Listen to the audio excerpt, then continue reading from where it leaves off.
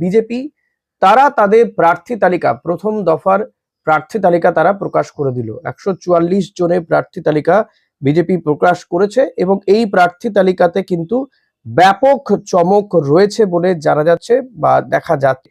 তো কারা কারা প্রার্থী হয়েছেন সেটা আপনাদেরকে জানাবো। আপনারা ইতিমধ্যে জেনে গিয়েছেন যে রাজ্যে প্রথম দফার ভোট রয়েছে 23শে এপ্রিল, 29শে এপ্রিল হচ্ছে সেকেন্ড ফেজের নির্বাচন।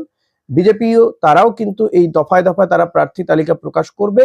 তবে প্রথম দফায় তারা 144 নাম ঘোষণা, রাজ্যে 294টি আসন।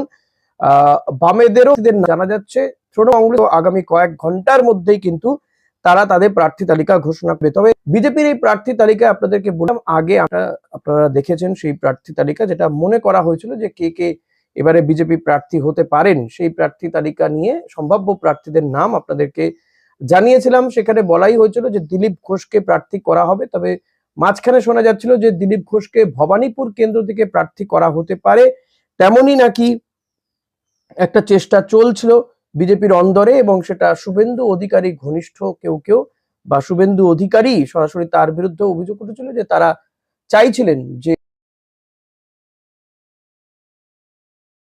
তো দিলীপ ঘোষ তিনি বেঁকে বসেন যে তিনি ভবানীপুর কেন্দ্রে প্রার্থী হবেন না, এবং যদি তাকে সেখান থেকে প্রার্থী করা হয় তিনি এমনকি ভোটেই দাঁড়াবেন না বলেও জানিয়ে দিয়েছিলেন নাকি দলের অন্দরে। শেষমেশ দিলীপ ঘোষকে সেখান থেকে প্রার্থী করাও হয়নি, শুভেন্দু অধিকারীকে বরং দুটি বিধানসভা কেন্দ্র থেকে প্রার্থী করলো ভারতীয় জনতা পার্টি, ভবানীপুর এবং নন্দীগ্রাম। নন্দীগ্রামে মমতা বন্দ্যোপাধ্যায়কে হারিয়েছিলেন শুভেন্দু অধিকারী, হারিয়ে তিনি বিরোধী দলনেতা হয়েছেন এবং তিনি বারবার মমতা বন্দ্যোপাধ্যায়কে চ্যালেঞ্জ ছুড়ে দিয়েছেন।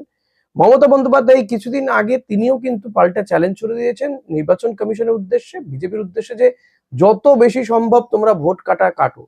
ভবানীপুর কেন্দ্র থেকে প্রায় 47,000-এর মতন ভোট বাদ গিয়েছে এই এসআইআর এর ফলে। এখনো বেশ কিছু ভোটারের নাম বিচারাধীন বা বিবেচনাধীন রয়েছে।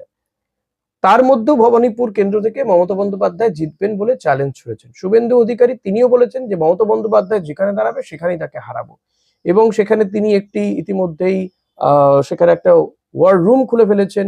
আমরা দেখেছি দোলের দিন সেখানে গিয়ে তিনি প্রচার করেছেন, রং খেলেছেন, আবির খেলেছেন, এবং তিনি বলেছেন কি, সেখানে দাঁড়িয়ে বলেছেন যে ওইসব সেকুলার টেকুলার বলে কিছু হবে না, সেকুলার টেকুলার বলে কিছু নেই, সবাই হিন্দু, সব হিন্দুদের মানে হিন্দু রাষ্ট্রের প্রতি তিনি সওয়াল করেন। জানি ডিওয়াইএফআই তারা শুভেন্দু অধিকারীর বিরুদ্ধে তারা এফআইআরও করে বেশ কিছু থানাতে, তবে সেই এফআইআর এর ফলে কিছু হয়েছে কিনা সেটা আজ পর্যন্ত জানা যায়নি। যাই হোক, এহেন শুভেন্দু অধিকারীকে দুটি কেন্দ্রে প্রার্থী ঘোষণা করে দিয়েছে বিজেপি, দুটি কেন্দ্র থেকেই